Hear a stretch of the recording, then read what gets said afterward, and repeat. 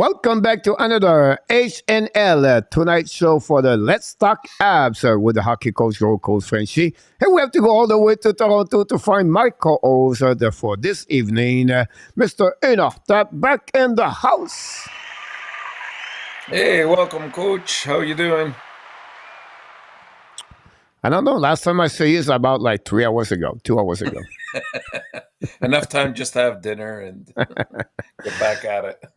Here we go, guys. We'll talk about the Montreal Canadiens tonight. We're going to have a couple of news. We're going to talk about this. And then we're going to do a Frenchy quiz. We should be out about 10:30 tonight or 10:45. We'll try to get out. Is the weekend. So we want to talk about the Montreal Canadiens already. The biggest news happening a couple of hours ago. During time we was the warm-up show, Mr. Top, we did live at the breaking news. And I was watching the TV at the same time you were talking, and then I see Owen Beck call up. But I was not sure if they was called up or he was talking about possibility to call up Owen Beck. And then finally we got a confirmation. Owen Beck from the Peterborough Petes and OHL call up for the Montreal Canadiens. He's going to play tomorrow night again for Montreal, again, the Ottawa Senators tomorrow night at 7 o'clock p.m. And he's going to be supposed to be the next game too, following next week. Again, is again the Ottawa Senators. So 2 games for him. His first debut in NHL. Has there been any word as to who he's replacing right now? Well, from what Christian Ali Ensign, Chris Ensign is in the chat. If he believe now possibly we have 3 in center, what could be hurt? It could be Doc, Zuski, or Dvorak. All 3 have a day off today, so I expect more Dvorak out of the injuries after the last game. We know Doc carry on a bruise from the slap shot of Kudos, whatever they call him. And then Zuski, a lot of people assume possibly play with some kind of injury, but not confirmed at any moment for the team. So if you think about this, part of the great comments from Chris, I think Montreal Canadiens could missing Dvorak for the next game and possibly until the end of the, after they come back for vacation, February 12 or 11. So another way where the Montreal is going to get another player out, that will give them 12 injuries, and all they know already, Edmondson is out, so that's give them 13 injuries, Mr. Natap. I know, we talked about that earlier today. It's a lot of man games missed for sure. Yep, so we want to welcome a couple of people, Mr. Natap. First of all, we want to welcome Chris Ensign. Welcome back, Mr. Chris. This is what he just gave us the update about this one, Mr. Natap. So thanks again to Chris to sharing this with us. Where Mr. L. Ensign is in the house, Mr. Natap. Welcome. And then Nicolas de Bonny de Goubi-Bonneau de la région de Sherbrooke, dans la région de... Je suis déçu que Beck soit rappelé. J'aurais aimé que ce soit Roy. À cause que c'est la position du centre, Nicolas. C'est juste à propos de ça. Donc, c'est pas entre Joshua Roy, c'est juste la position de centre. Ils ont besoin de jouer le Montréal Canadien. And we have RJ Calabro with all the update, Mr. Natap. We have 8 game in action. I think 6 of them already in action. Dallas just take the lead 1-0 against the New Jersey Devils. The captain, DD, is in the house, Mr. Natap. The captain, Danny T. Danny. Coach, will you sleep on March 3rd with the trade deadline at West Coast game with the Ducks? We don't sleep here. We have West Coast, we take pill, whatever it is. We stay awake, Mr. L. Coffee. March 3rd will be interesting. This will be the deadline, and we have to follow up with all the news. We're going to have some special coverage. Don't worry. Yep, definitely about that one with that. Rodney is in the house. Welcome aboard. Buddy. Everybody is happy about this one over there. Ellen, welcome back in the house. Ellen from Newfoundland. Welcome back. The New York Islanders elite, Mr. Natap, are 2-0 against the Detroit Red Wings. So we did a couple of good picks tonight so far. And Willie Snyder from Denver, Colorado, down fans of the Avalanche. By the way, we're going to talk about the Colorado Avalanche and all the team in the Western Conference a little bit later on the show. The first 30 minutes of this show, we'll talk about Montreal Canadiens, and that's what's going to happening here. We try to create some kind of buzz a little bit more for this channel, guys, about the Montreal Canadiens. For over 1 year, I was doing all the game when the Montreal does not play. I was doing most of the time a play-by-play followed by Panthers, Toronto, or whatever it was. And then I tried to create more a channel more about the Montreal Canadiens at least 5 times per week. So we talk about the Montreal, and we have a lot of contents. If it's not the Ab Browns, your daily rendezvous, Sunday rendezvous, another great show with Marco Larabie. We talk the HNLT. The night like we do right now, and then we talk about the Montreal at the warm-up show at least. We gave a review, a preview of the game. So a lot of things about the Montreal Canadiens on this channel. We try to create those kind of people. So please don't forget to sharing those this channel too on your social media. That'd be great. About this, use a golden need to order live time supply of the bull wrap of this team. Unbelievable right now. I think right now I don't know. That's not a bad idea, Alan. Absolutely right. Do you think Montreal Senator is going to buy a new suite only for the players together at the Bell Center? They should. They should. Yeah, all together at the top, Mr. Natab. And I put tonight, Mr. Natab, the score on the right, on the top of you, so that people can follow the score of the game. So that'd be great. Exactly right there, Mr. Natab. So we want to be sure nothing fall on your head about this. And suddenly, Mr. Natab, the Hurricane 2-2, and Ottawa Senators take the lead 5-2 against the Toronto Maple Leafs. Wasn't it 3-2 for Carolina or no? 2-2. That's LA. LA was up 3-2. That's right. Yeah, the King is 3-2 at the beginning and then another 2-0. So will be interesting how this works. Maybe it's the week of the no tank. Saint Gary Bettman said that, Mr. Natap. All the team at the bottom win right now. So unbelievable about that, what's going on around and some Senators got beat for the 5th time tonight. Anyhow, let's talk Mr. Natap. We're going to talk about Owen Beck. We'll just talk about that situation about this. And Beck, by the way, if you want people who want to know, he played 37 games in OHL this season with 44 points in 37 games. And I think it's like 17 17 goals, I believe he has this season. And 7 games only, have only 3 points. That surprised me. Since he got a trade over there. 2 goals, 1 assist. So I don't know. We have to maybe a little bit more follow-up, a little bit more what's going on over there. That'd be great. Zeb Lecave is in the house, Mr. Tap. Welcome aboard. Beck is a center. Ouais, Tenerier, c'est la raison. Oui, en plein ça, mon Zef.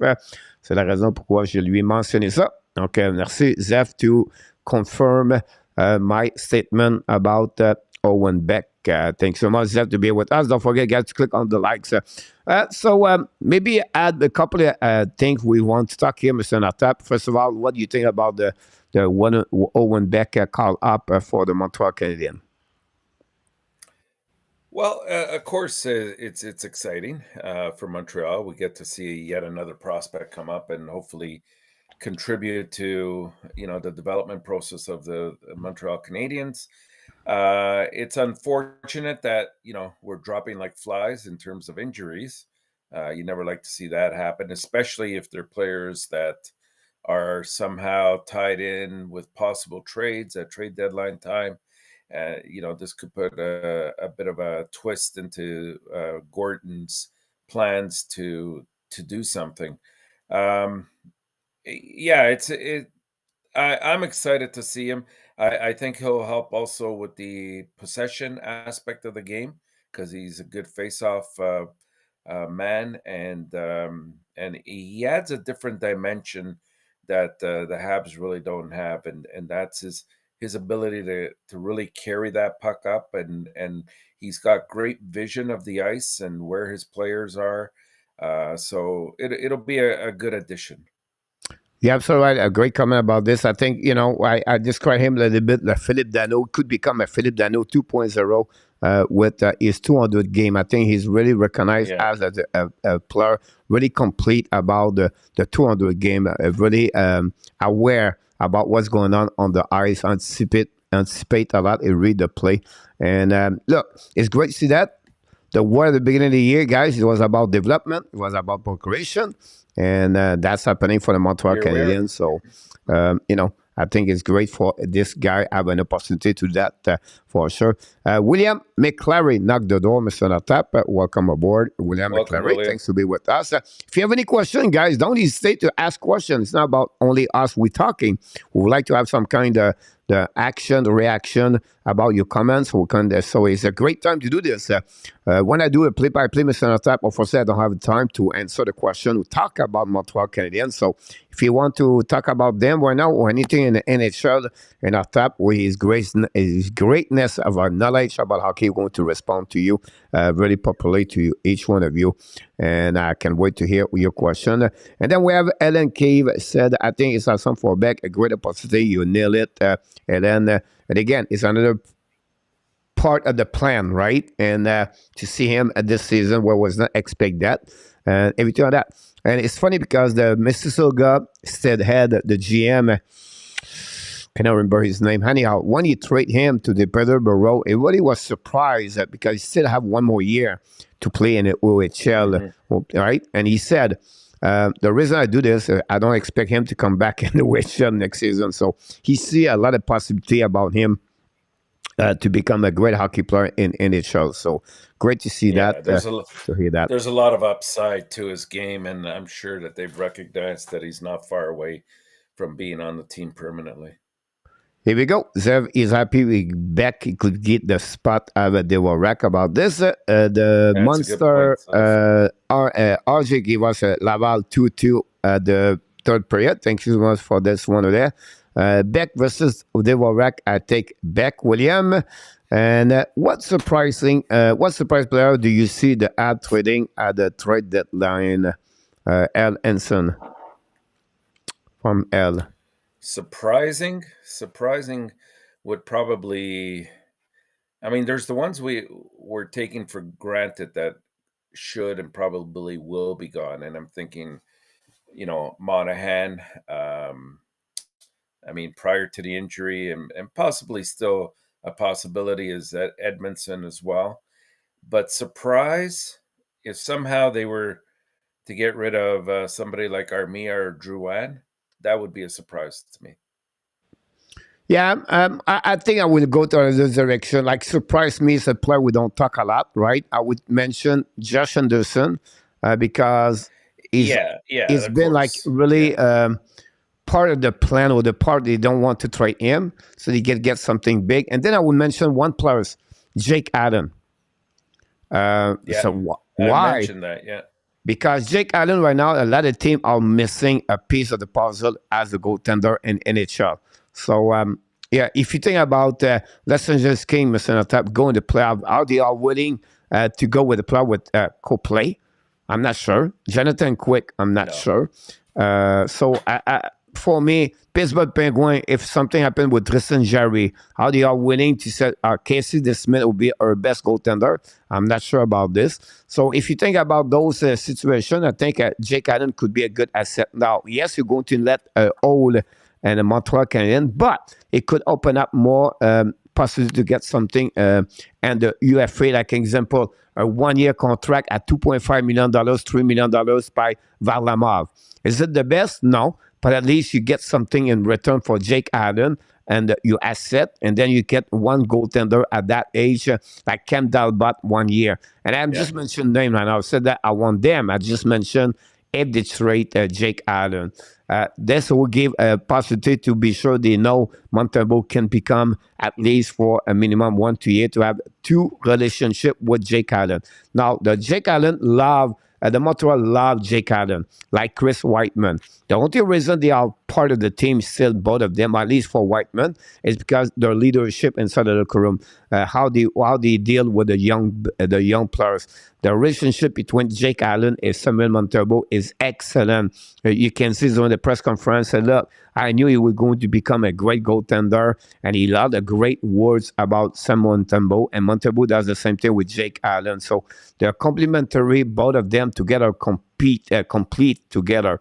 But listen, at the end of the day, Mr. Natap, Jake Allen last night, he want to prove he want to get the net again. They fight for one net at the end of the day, right? Whatever they like each other and they help each other. At the end, they want to get the net, and that was a big statement Jake Allen yesterday against the Detroit Red Wings for sure. But I think that's surprise. Back at the question, Jake Allen will be the big surprise. Josh Anderson will be another big surprise. I expect Monahan and Munson possibility, and Drouin Dadonov is just what they get in return. Now, another surprise. What do you think if they trade Joel Armia? Yeah, I think I mentioned them. Or Mike Hoffman. Armia or Hoffman, yeah. Right? That player we don't expect too much on the trade deadline, right? Hoffman, it's more, I guess, about the contract.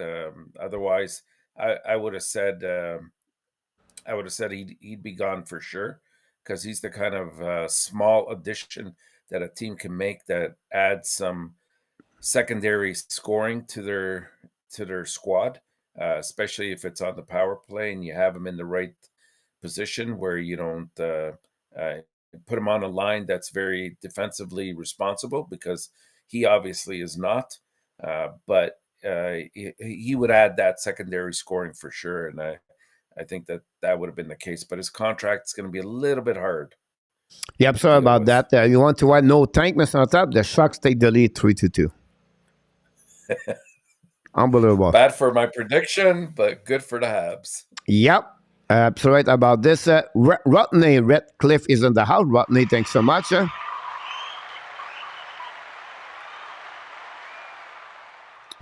I love this. My new feature, Mr. Natap. I can carry on this, and it's pretty amazing. I love it. Anyway, I thought you always could do that. They need to call up someone else before the season is over. Is Sean Farrell? If they need to call up someone else before the season is over, is Sean Farrell. Rodney, yes and no. No, because he has no entry-level contract, right? No, because he played in the NCAA. Now, the NCAA is over the season, like happening with Jordan Harris. Now they have an agreement. They have a new contract. Get him an ELC contract for 1, 2 years, 3 years, 2 or 3 years, and then he can join the team at the end of the season. Or Sean Farrell can play with the Laval Rocket. If people know about him, he was draft round number 4, I believe, 2018, and he was playing the USHL with Coronado, drafted by the Calgary Flame a couple of years ago. And he had an excellent career in the USHL with Chicago Steel, where they won the Cup and the USHL 3 years ago. Now he plays right now with Harvard and the NCAA. Have a good year. A better freshman was pretty good, but this year is better. Is just a small player, so about barely 5'9", and play on the left winger. And look, the guy have a really smart hockey sense. Another one Beck has a hockey sense, but he can score. You see him last year play with the Team USA at the World Championship and last April. And a lot of people expect him to become a good hockey player. Now, we can see this. NCAA has always said we have to see when he's going to play against the men, Mr. Natap, and see. Like you said, Rodney, well, it'd be great if Farrell is going to be joining the team at some point. So that's what we'll talk about this one. We have a question, Mr. Willie Snyder. Welcome back. Do you think Monahan has a greater or less exact trade value he has a few weeks ago? You know what, Willie? Personally, I think something is very, very close to happening with Monahan. I don't think it'll go to the trade deadline time. I think the fact that he hasn't been at practice is more precautionary than anything else. Whoever they probably have some kind of deal set up for him, could be Colorado, could be somebody else. I think part of it is that they don't put him in situations where he can either re-aggravate the injury or get further injured. So again, I have nothing to base that on except a gut feeling, and I think he's gone. Yeah, I don't see the drop at all. I don't think see any problem with that part. It's just the time to fix everything like that. I think he's a good asset for the Colorado Avalanche. He go that direction for sure. Still floor me, Arbor won on the draft in OHL and NHL. He never played a game in an American Hockey League. Look at him now. Here's my surprise. Yeah, if you talk about surprise progression, Montreal Canadiens, Jacka is maybe one of them. If you wonder, what is your biggest surprise, Mr. Tap, following by his statement since the beginning of the season? I would say for me, it's probably Gooley. Not that I didn't think he would be eventually capable of it, but the speed at which he's adapted to the game. He plays a very cerebral game.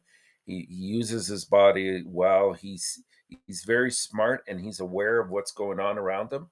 And I didn't anticipate him being at this level this quick. I thought it might take a year or two, but he's probably the biggest surprise, probably followed by Montembeault.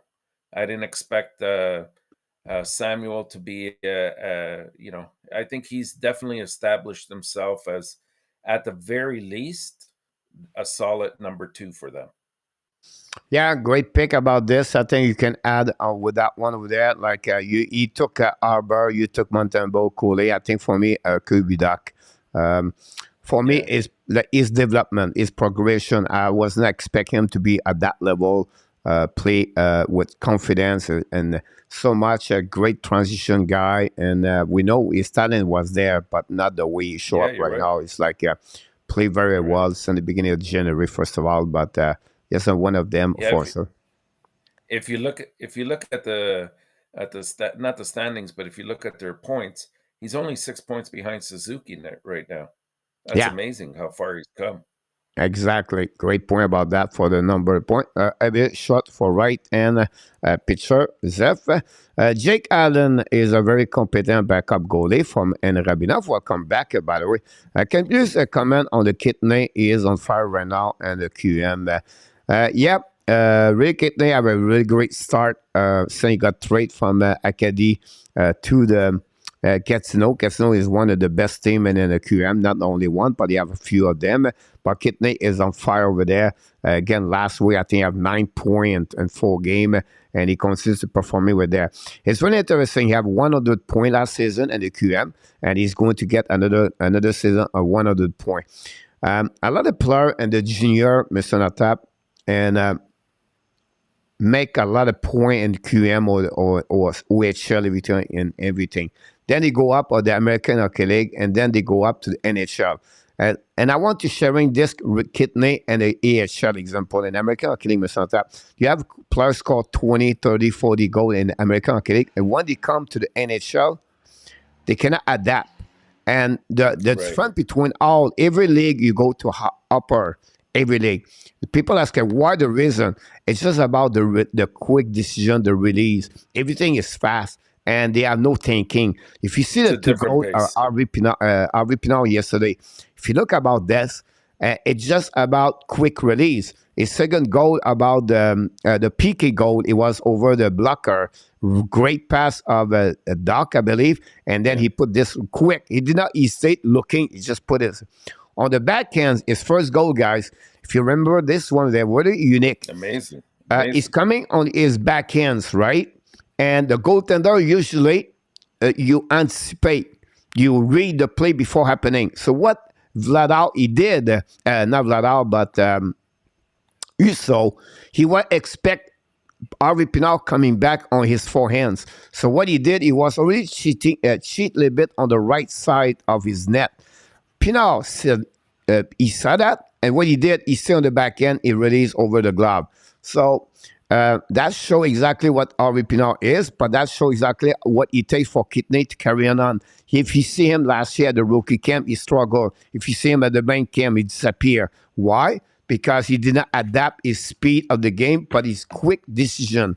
It's about release quicker, skating quicker, shooting quicker. All those decisions does not come in because you think a little bit more. You don't see the eyes quicker. And when you play on the level, you feel comfortable and you are the same kind of the the talent, a little bit higher talent, but the eye is bigger, and you can see more option passing. So that's the difference between a Kidney. He will need to read that kind of level. He's a great hockey player. I'm just a little bit worried to remind me a little bit Charles Hudon for the Montreal Canadiens, or Stéphane Lebeau. Lebeau was unbelievable with the Shawinigan Cataract with over 150 points.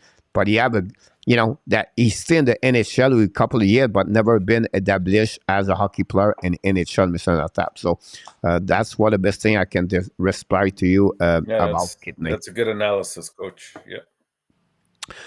You're welcome.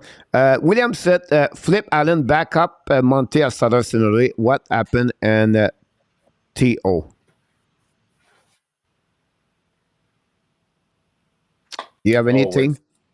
The Samsonov, I think he's implying with Samsonov and Murray, the situation and how it's kind of changed. Possible. Okay. I followed it. The Rangers take the lead, Mr. Natap, 3-1 against the Golden Knights. I think you want to change the score, I believe, right? But I tell you, don't do it, whatever is Alex. So give me credit on that one. Let's see if you don't mind that a little bit. Okay, cool. I'll give you credit. Okay, thanks so much. I appreciate that. We're going to follow up. We have Mr. Lange Gardien, Mr. Gardien. We call it the angel of the Hockey Nation Live Show. Hey, Luke. Alain Monahan value went down since been hurt a lot lately. From Luke Lafortune said his value will be down. I still believe he's going to get another first-round pick in return for Sean Monahan, or equivalent of the first-round pick. I wouldn't be surprised. Beck might surprise use a Gordon enough to make roster move to make room him going forward, like Dvorak, Armia. The team need to move away from them. Yes and no. And then first of all, you have a rules in NHL. You cannot play more a 5 game as a call up from the junior. I will have to verify that, but I think I'm right. But it's not 100%. I will need to check. But they have a specific number of game, because the agreement between the CHL and the NHL is to protect the junior team. And that would be not example. He just got traded for Peterborough. They gave a lot in return to get him. And now you said, wait a minute, 3 games after 7 games after that, he go back and play in NHL. If we knew it, so they want to protect that situation. So I'm pretty sure they have a maximum of game to play, Mr. Natap. I believe it's 5. Yeah, I think so. So I just want to another one here about this one. Just on top of things, man. Yep. And Luc Everson said Ottawa's 5-2. You're absolutely right about this. What about Mr. Crypto Bunny? Welcome aboard. Don't you think Gaza deserve more? I do love bet, but what deserve more? So it's not about deserve. I will say to you, Crypto, so welcome back.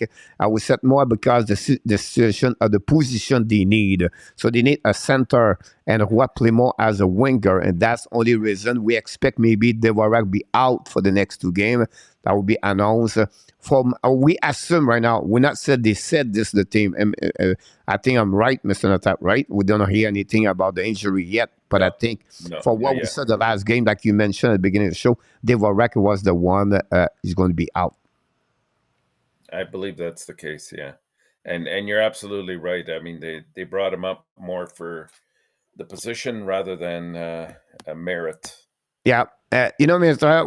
We know we run the show here like we talk here live, me and you together, but you have so much great people in the chat, like what we just said, right? Like Zevlaka respond, Ellen respond, Chris Henson respond, and you can see all the people in the chat, they respond. Mr. Natap, the Sharks take the lead 4-2 against the Carolina Hurricane.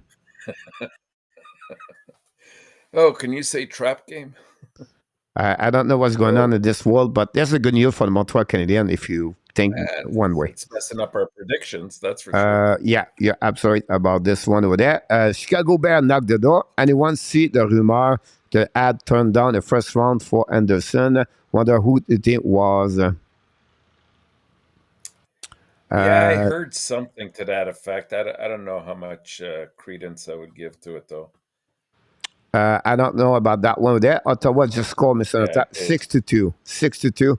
And now the building, everybody leaving the building over there. The Hurricane, Mr. Natap, score 4-3 with 1:16 to go remaining. With an empty net now they got right there. The Kings still 3-2. Islanders winning 2-0. They're going to win tonight, Mr. Tap, the Islanders. So this is good news for us about this one. The Rangers are winning 3-1. The Star 2-0. That's a good one about it. I don't think Roy will be caught up. He played for the great team junior on the contender. Cup runner. Look, yeah, but the same situation with Owen Beck. And I'll be honest with you, the junior team are not going to refuse that. They see this as an opportunity for the players. So it's only for 5 games at the end of the day. So I can understand your point of view, but I think if we have a call up, they will say yes to him for sure.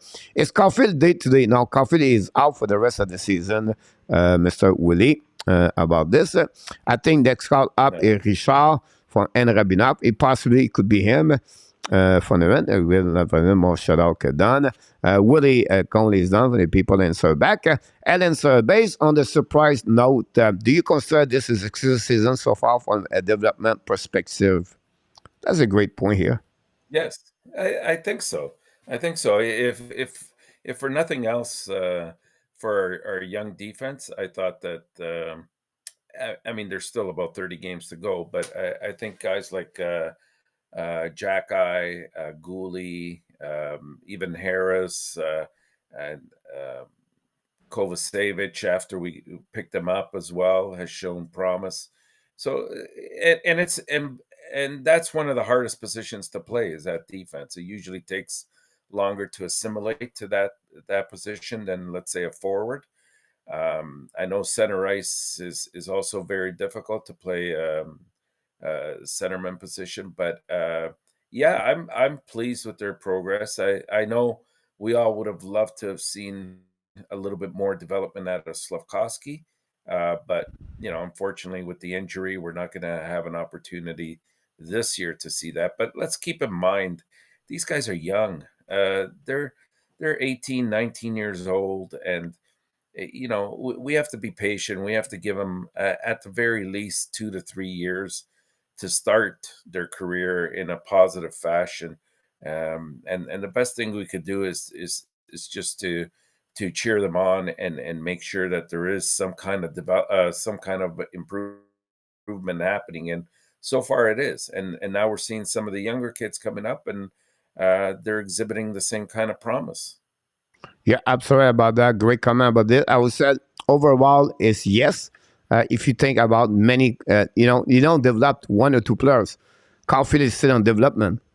Doc is in development. Yes. Coley, Kovacevic, Jack-Eye, Harris, all of them 6 right there. Montembeault is on development. That's 7 of them. And now they have more. My point behind this, not only development, the outcome of the team, it's pretty amazing. Who was said at the beginning of the season they're going to get the number, the point they have already done, and then what they add on the sending? Exactly. I don't think so. I think we saw them at the bottom 29 to 32. So I think overall they did a really good job for the Montreal Canadiens. Yes, we cannot develop everyone at the same. And remember, Mr. Tap, everybody have their own path of the development. Some take a little bit quicker or longer. It's all depends. So I think your answer is really nailed it about that. And we forgot to mention Justin Barron in all of this. That's another one right there. Go from Laval Rocket. We don't talk about the Laval Rocket. So, yeah, absolutely.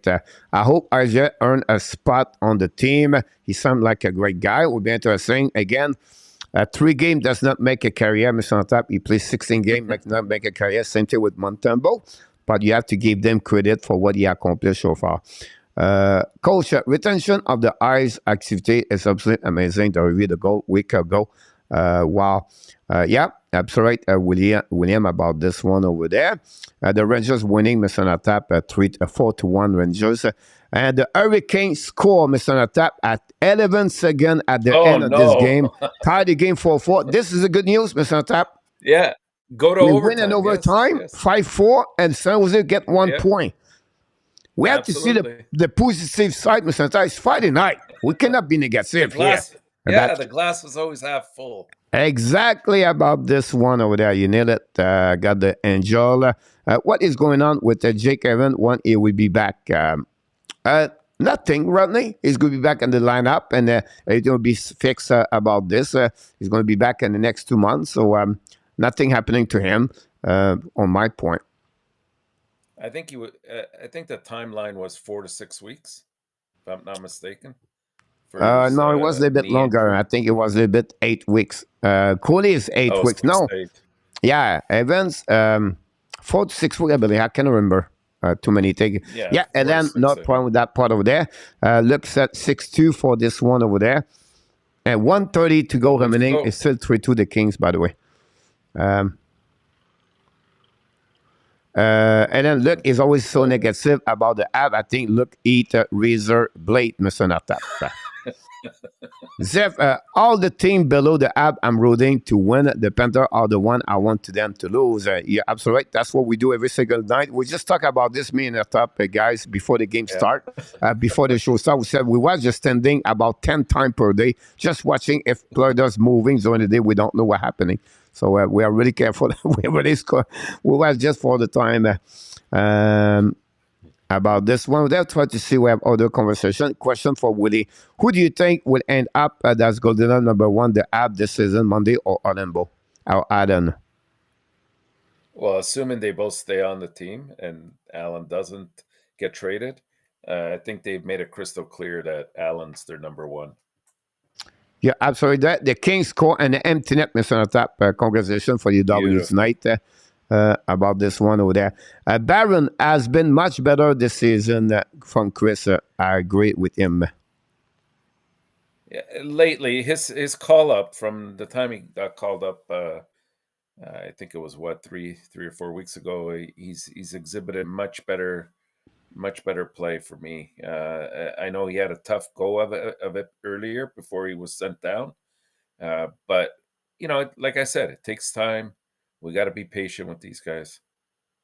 Yeah, absolutely about this. And Arabina bring us another great point, Mr. Natap. He said Martin St-Louis development is helping him to become a better coach. I think he's right. He's a great comments about that. Yeah, I would still argue though, Coach, as much as I love Martin St. Louis, I think it would benefit him as well if Montreal could bring in an experienced coach that would serve as an assistant coach, or maybe have the responsibility of some aspect of the team. Just because I think, the assistant captains and also Marty, they're very young still in terms of experience, and having somebody like, I don't know, I'm just going to throw a name out there, but somebody like Hartley or somebody like that would immensely help his But what would be the job just, example? Just a consultant. Call it what you like. You could put him in charge of the power play and they're a power play coach or whatever. But part of the plan is to have somebody. I think should be to have somebody in the mix that has been around the game for a long time. And I don't mean that those guys haven't, because they've all been players at one point or another. So they've been in the game, but they haven't been in the coaching aspect. And it's a different hat that you wear when you're a coach versus a player. So I think that would help. For me, I would not see that way. And the game is over, Mr. Natap and Carolina. And the winner of this game is the Carolina Hurricanes. Way to go. Mr. Natap, the Panthers score again. It's 4-3, Mr. Natap, but the game is over now. Okay, good. So if they not score an empty net, it's 3-3. But sorry, Hurricanes score 3 goals, Mr. Natap, and the pace of 1 minute 37, and then another minute and 2 minutes and 30 seconds. They beat the San Jose Sharks 5-4. Wow. And we know the San Jose. The only one we lost. Time, they're already bad anyway. The only one we lost was Ottawa. Mr. Natap, the Devils tied the game and 2 goals in the first 4 minutes of the second period. We spoke. Anyhow, to answer to you, Mr. Natap, I would say to you, no. but an advisor to helping to talk about fun Yeah. subject concept, yes. But no behind the Yeah, bench, no as the yeah, praxis. yeah, even The if it's praxis is Adam Nicola exactly. run the Yeah. praxis anyway. Totally, totally. Like I don't necessarily mean to imply behind the bench, but behind the scene. Just somebody that's obviously had that experience Yeah. and somebody that St. Louis can bounce things off of. Yeah. Conservative lawyer, welcome aboard. He said Montreal should draft a goalie, and during that draft, I would be agree with him. I don't know when, but I expect Montreal to draft at least one at the top 75 picks they're going to get at the end of the day, at the end of the draft. You're absolutely right. Yann Genet, welcome aboard. Thanks to be with the Hockey Nation show. Great night for the Montreal Canadiens. About this. And then we have L. Ensign. Which rookie will crack the lineup next year? Well, RHP is definitely making a case of it. I'm sure Owen Beck isn't far from possibly being in that position. I might even throw in Yolanen because if he doesn't make it next year, it's going to get progressively more difficult for him to crack the lineup. But yeah, I think those guys are probably at the forefront. Yeah.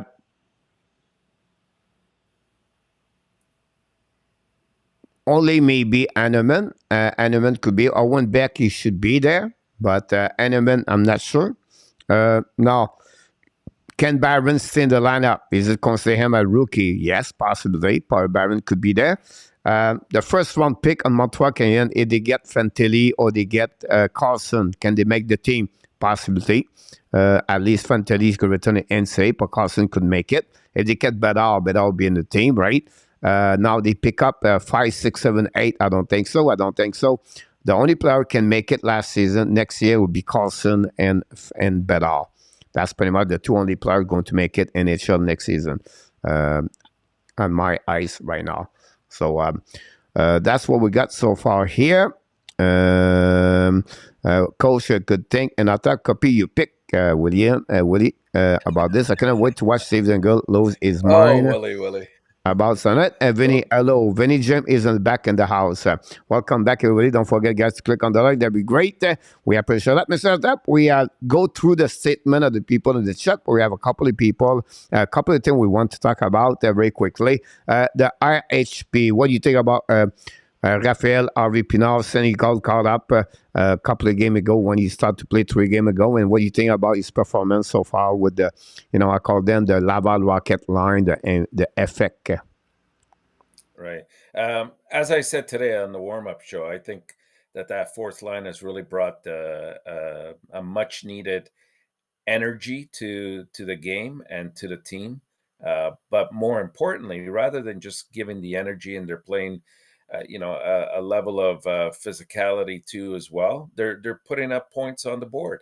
We've seen Pizzetta pick up some assists. Obviously, RHP has played very well.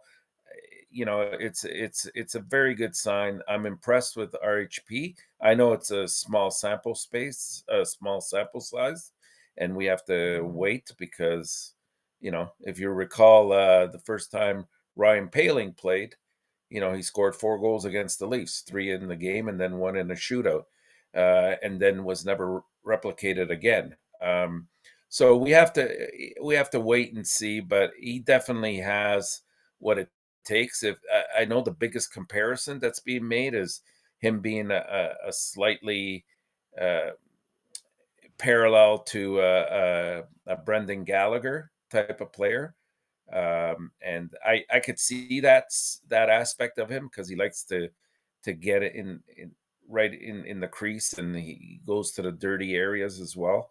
And he's a grinder. So yeah, all good signs.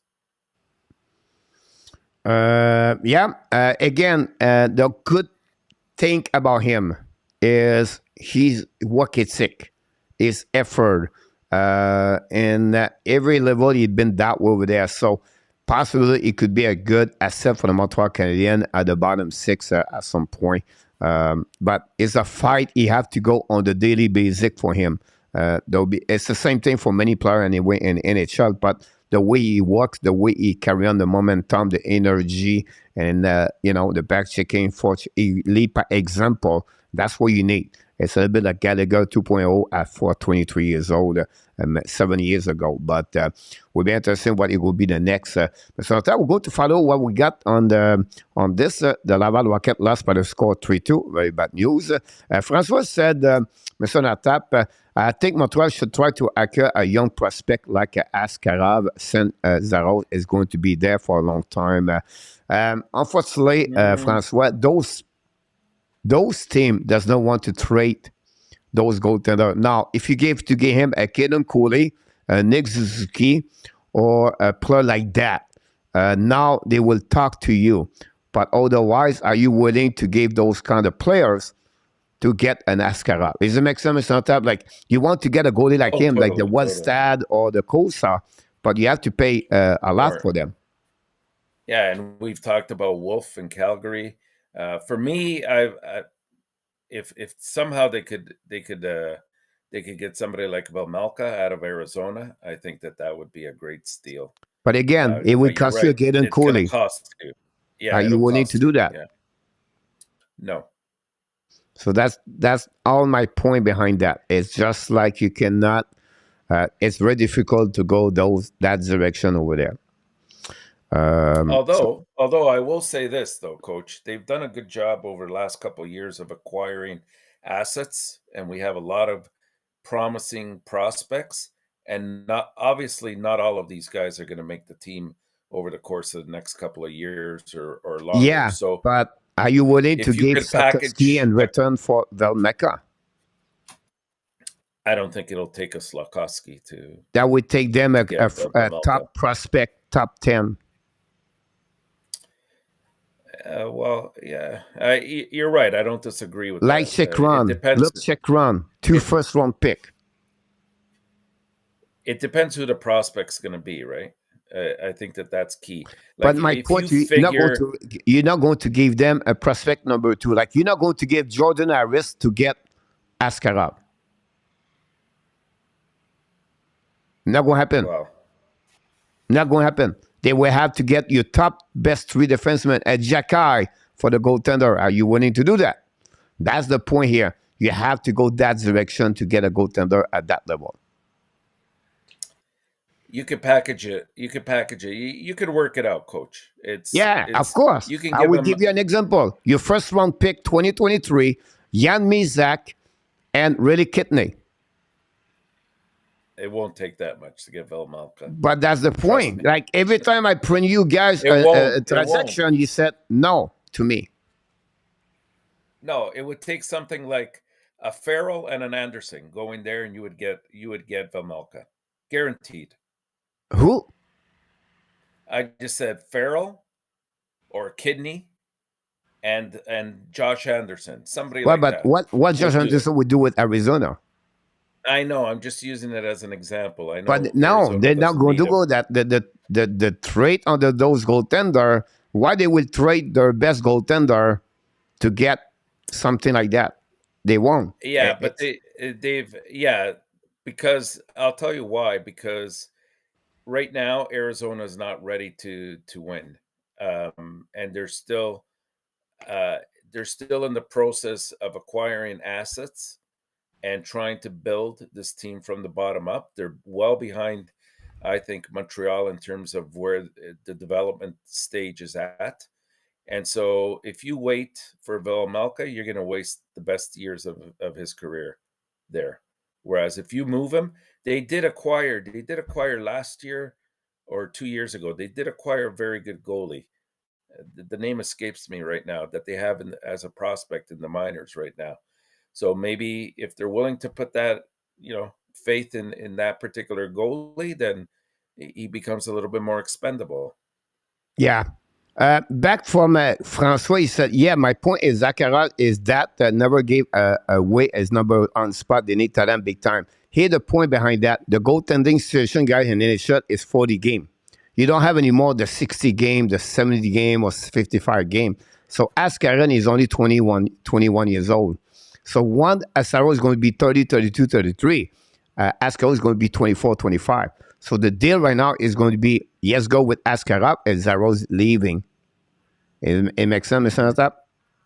Yeah, absolutely. So that's the point behind that. So when it's just Zaro's miracle about miracle. Yeah, absolutely. It's one of them for sure. About this, Jake McAnouey, welcome aboard. Don't forget, to click on the likes. That'd be great. Add trade Josh at the trade deadline. What was the question? Will the ad trade Josh Anderson? I think if the return for him is exactly what Hughes and Gordon are looking for, they won't be shy from pulling the trigger. But they're in no rush or any kind of urgency to have to deal him away for practically nothing or something of just equal value. Just doesn't make sense. Yeah, absolutely about this. I agree with you about this. Always build from the back, from Luc Laforcine. I agree with you. Cole Caulfield, Mr. Tap, you want to mention what happening to him? If not, I will just add what you need to tell us. Well, today they had a press conference in the morning, I think around noon or so. And, they asked him about the shoulder injury and when maybe they thought he had. Apparently, he was saying that he came into the season with some soreness in the shoulder, but it wasn't anything that really constricted his play in any way, shape, or form. So he kept playing and kept playing. And you took some idea, Mr. Tap. Yeah, exactly. But it's like us, right, Mr. Tap? You and me, compared to Caulfield, he would take 2 Advil, he'd be fine. Us, we need to take 8 to 12 to get those kind of get out. Probably. I need bigger pills. Yeah. The funny thing is, I mean, he didn't understand it either. He said, if in taking his shots or slap shot, wrist shot, whatever the case might be, stick handling, he goes, it doesn't bother him at all. It's just when he takes a fall, apparently, I guess the way maybe the shoulder opens up or hits the ice, that's when he feels the pain. And the doctors explained to him, they said, yes, it's an injury that you could play through, but why risk it at your age? If you were a veteran player ready to retire in a year or two, yes, you definitely play through it, and that's it. But you have your future ahead of you here. It's the kind of operation and recovery that requires, somewhere between 6 to 7 months. Very similar to Josh Anderson's shoulder problem. And they thought, at this stage, let's do it now because there's nothing to play for this year. This way, you're going to get more than the 6 or 7 months. You're going to get probably 8 or 9 before training camp comes along. And hopefully everything will be fine by then. You're absolutely right about this. Great comments. I cannot add more what you just said about Cole Caulfield. It was exactly what you said, exactly what happening. It would be interesting. Take a 6-7 month and to recover. You should be ready for the upcoming season. We have a few people knock the door. What's going on with Heinemann, Rodney, Emil Heinemann play on the Swiss on the SHL. Play from I think like a sand. I could be wrong that one over there. It's up and down. He did not start well. First of all, he got hurt anyway at some point again. And then he come back last week, I believe, last week or a week before, he had 2 goals and 1 assist. Again, and that's the biggest problem with European players, guys. Norlander did it, Mr. Natap. They don't want to play in American Hockey League. They want to go stay in Finland. They stay in Finland. They want to stay in Sweden. Compared to play American League, they play better to play in front of their fans, stay in family, whatever you want to call it, over there. And then at the end, they come back a little bit later. And that's happening now. And then possibly at the end of the season over there in Sweden, it would maybe join the Laval Rocket if it's still in the playoff or not. Probably depends. But it's not great. Like, it's not like bad, but it's not great. It's just a process of development.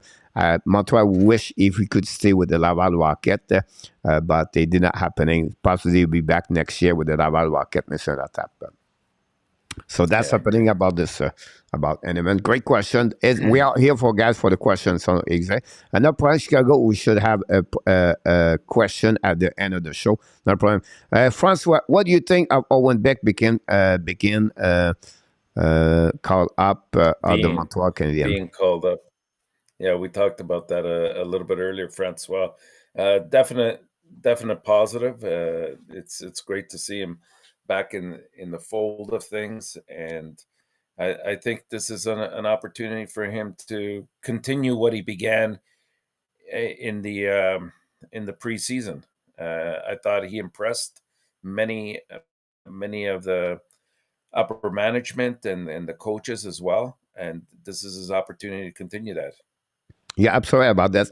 Mr. Senator, I have a question for you. It's Friday night, and by the way, Yeah. um, you know what? A teenager makes some kind of problem in life, a shop for shoplifting or whatever it is, and they got caught, everything like that. How do you bring them on the community service? That's how you call it. A community service, yeah, Yeah, it's to pay yeah, back, it's some type of to pay yeah, back yeah, everything yeah. like that, right? They gave them something to do, some kind of stuff, everything like that, and that's happening. So what we heard, Mr. Natap, is like you and Danny got caught like 30 years, 5 ago, and they got you on the community service for working for the Toronto Marlins between the period. You've been there for about 6 months, both of you, Danny and you. And I just want sharing with the people in the chat what happening. It's a kind of maybe it's a great program for young teenager to get that direction, Mr. Natap. So any comments about that? The time you've been there for 6 months. Yeah, it wasn't me. I just was helping out Danny. It was all about him. It was Danny. Was really the one. You were Yes, guilty, yes. but not at the point like Danny did, right? No, I wasn't guilty at all. I was just helping out Danny. Okay, that's all right. That's okay. Ungood I just want to share Samaritan. what happening about this one over there. So Danny is not feeling good. So have an amazing, great night, Danny. Before you leave, Adam Berger is in the house. Mr. Tap, we welcome Mr. Adam Berger. Thanks to be with us.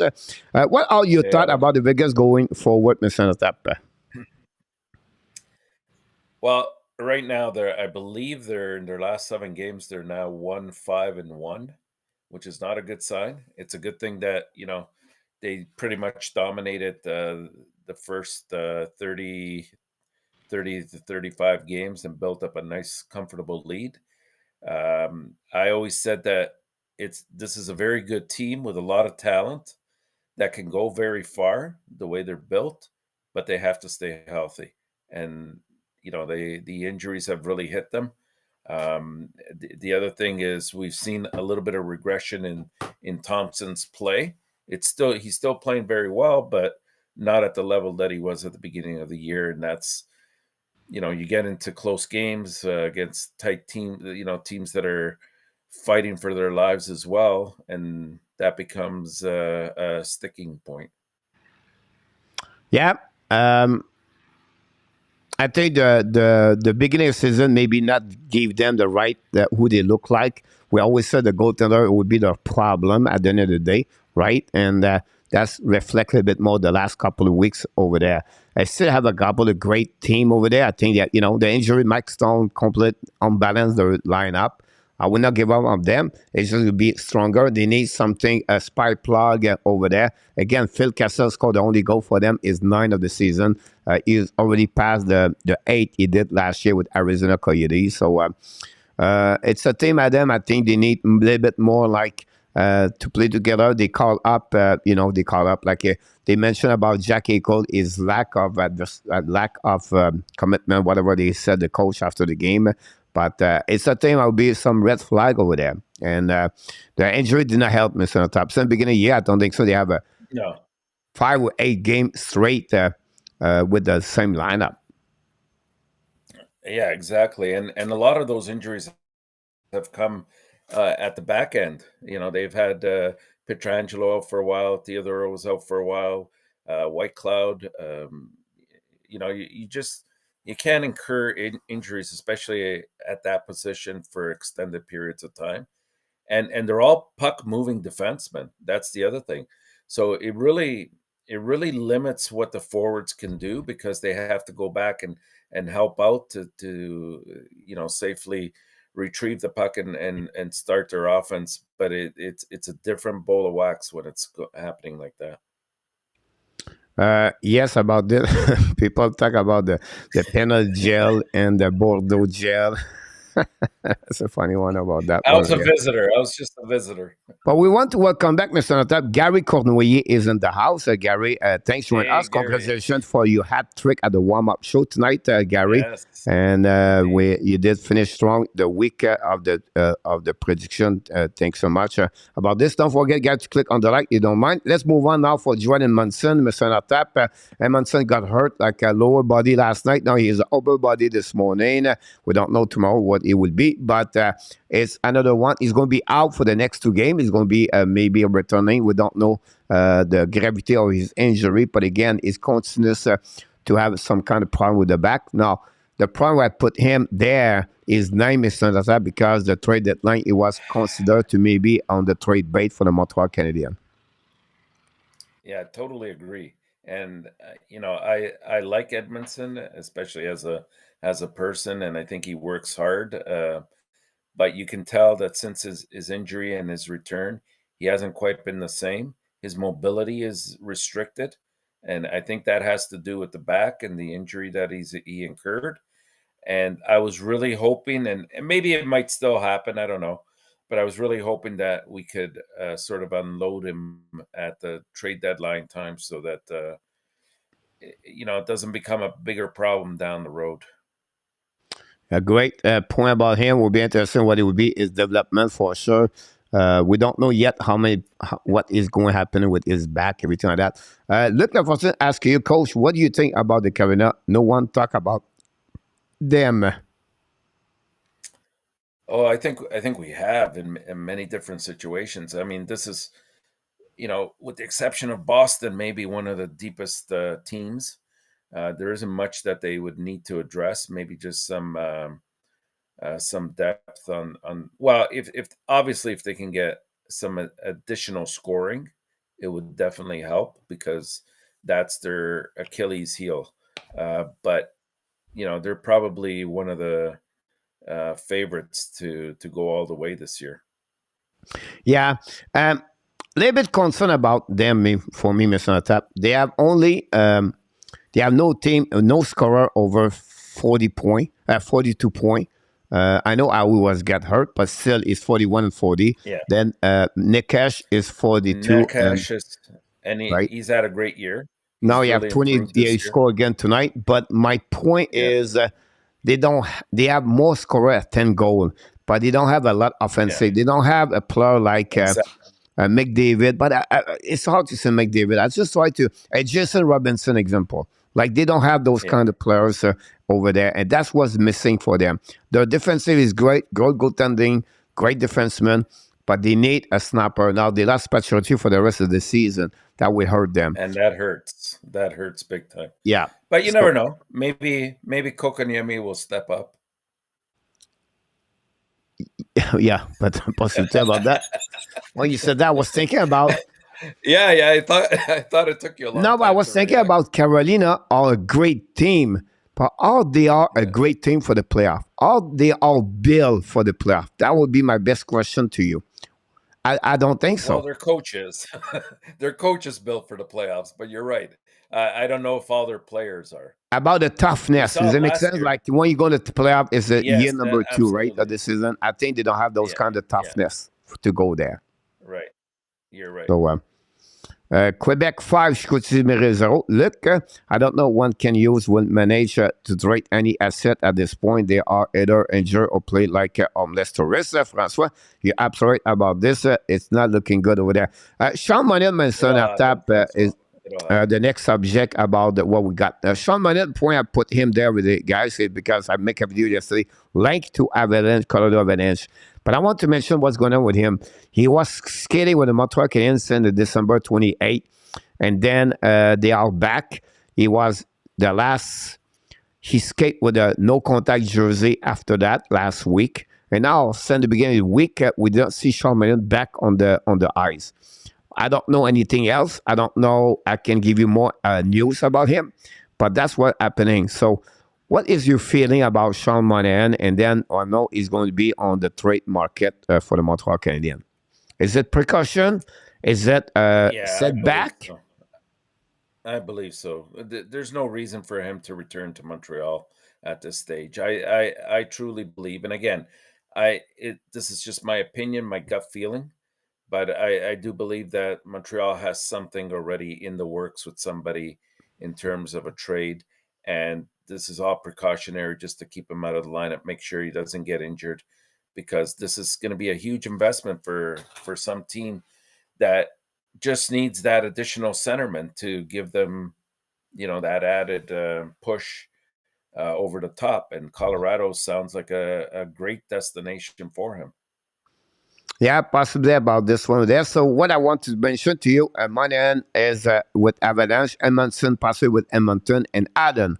So my question to you, what do you expect, what he can get in return, and do you believe he will trade? Of course, Jake Allen, we barely talk about this at the end, but what do you think? I always thought it was a possibility, especially the way he was playing at the beginning of the year.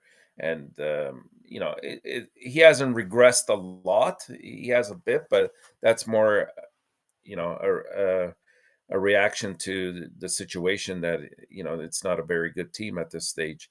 But I definitely think even if a team is looking for a solid backup, like we saw last year what happened entering into the playoffs, a number of goalies got hurt.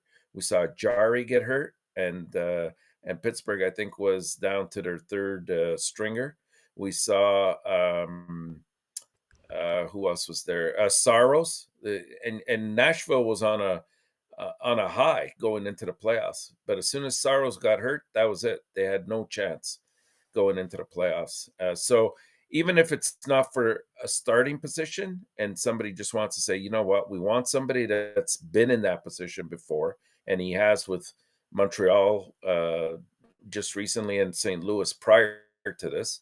He brings that experience and he brings that pedigree with him, and it's enough to keep them afloat in the playoffs.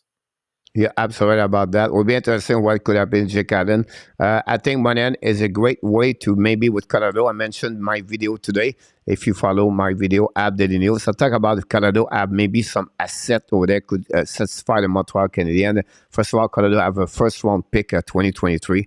Secondly, they have three players, the defenseman, Behrens, he's a left defenseman, but play most of the time as a right defenseman.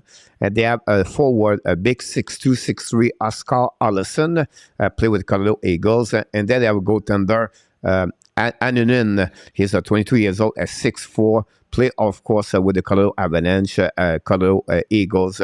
He's another one there. Possibly they have something where the Colorado could give in return for Sean Monahan. I plug Edmondson with Oilers. The Oilers, they look about possibility to give the first round pick, Bourgault, I believe his last name, could be an asset over there for the Montreal Canadiens to get in return. And then Allen, who depends which team could get him for sure. And then Luc Lafortune said Kidney have again 4 points tonight as a win 11-6, Mr. Natap. Almost a football game. Amazing. That's great. Ron King knocked the door. Welcome back in the house, Mr. Ron King. And then we have to talk about the NHL draft, Mr. Natap, of the Montreal Canadiens. At this moment, they're going to draft right there, number 7 and number 12. If it was done tonight, the standing, right? But everything could change after that, for sure. And they have a prospect. A lot of people. We are now at the mid-season for the draft. We have a game happening 2 days ago for the CHL. The best rookies or the best NHL draft prospect they play game. Was not a very entertaining game, but I have 0 point. But it was not like what we expect. Benson have an amazing, great game, and then Barlow not too bad for that game. But overall, not many surprises. You have more surprise on the second round, like 50, 60 a defenseman, but not like a wow, was like amazing game, obviously, for that. So that would be interesting. We have a couple of people pop up, so now maybe talk about this. Francois said maybe Allen will interest Edmonton. They have Campbell and Skinner. Both of them are already a contract. I don't think so. That would be something they will get. We know Allen still have a 2 years at 3.8. So something possibly they're looking more a team or maybe a backup like a Los Angeles King. But again, problem with Peterson, he had too much money on the goaltender. I don't know a specific team in front of me right now, but I think Allen could helping someone somehow. Willie said, Coach, what of the three is Leslie got with skate after the All-Star game break? Yeah, they have to fix the salary cap. And the reason why we talk MONAHAN and link to the Calgary guys because the money situation. The money situation, salary cap, the Calgary cannot afford BoOvat, cannot afford Rand O'Reilly. They have to go under $7 million, and then MONAHAN is at 6. If the Montreal retaining the half of the money, that will helping that transaction could happen. The Canucks, Mr. Tap, score, take the lead 1-0 at the beginning of the game. A short-ended game goal by Elias Pettersson, Mr. Enatap. Rick, there he is. Yes, Rick Tuckett. When do you see Pettersson play on the PK with Bruce Boudreau? Oh, I know. Mr. Enatap, it's 1-1 now. So already. Yeah. That didn't take long. Yeah, it take a few seconds. I heard Grant McCann saying the Montreal might draft a goalie on the first one, draft a Carson Banajan and Michael Rebel. Do you think Earth will, especially, is get another first round pick? But there's a lot of thing about this one over there. First of all, yes, you're right. The Montreal looking to add a first round pick at the bottom of what you just said. Now the problem with the Grant, not the problem with Grant. Grant is a great recruiter, been with Montreal, blah blah. I think he put a little bit more hardball. The Cheka goaltender is a big 6'6". Many of them put him at 28 to 33 and the prospect ranking. The goaltender, you talk about Benjamin Nelson is a WHL. I think he's with Brandon Whitehead over there. More concerned as at the middle of the second round as a goaltender. Some of them put him a little bit lower, but they put him on that one. You have other goaltender like Augustin is one of them. The goaltender from Slovakia, from Czechia. Gazin. Was the guy, is it Slovakia or I think it was Slovakia. Yeah. It was Slovakia because he lost and overtime again the team Canada. Gazin, that's the one. So we have about 4 or 5 goaltender as the top 75 in NHL. If Montreal have a third one, possibly they can go with that kind of goaltender. But Benjamin Nelson, I don't think so, is top 40.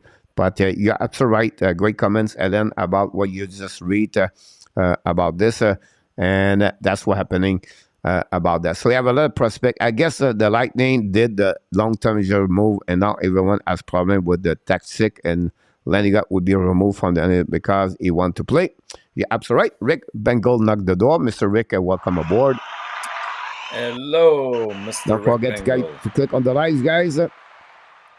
And talking about this, the top NHL draft prospect, guys, my final of the Montreal before we talk around the NHL news, Mr. Top. After that, it's about Mishkov. Mishkov is considered a top 4 in the NHL draft 2023 with Fantilli, Carlson, and Bellard. It can mix up 1, 2, 3, 4. It's not a problem here. The point is, Montreal is going to select about 6, 7 of least right now without knowing if they're going to win the lottery, everything like that. But if there are 6 example and Mishkov is there at 6 and the leaderboard, do you skip him? Do you draft him? What it would be your decision?